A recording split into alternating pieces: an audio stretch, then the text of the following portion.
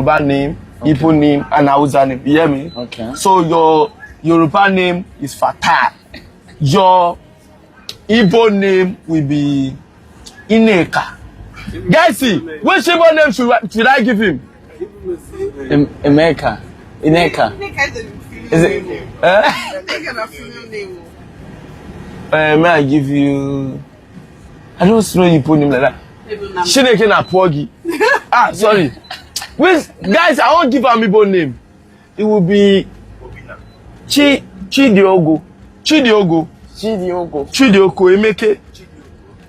Emeka. Hey, you resemble Emeka, true. Your name will be Emeka.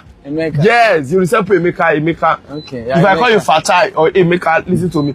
Let me give you a Hausa name. So for Hausa, you will be. Which name can we give him for Hausa? Musa. Your name.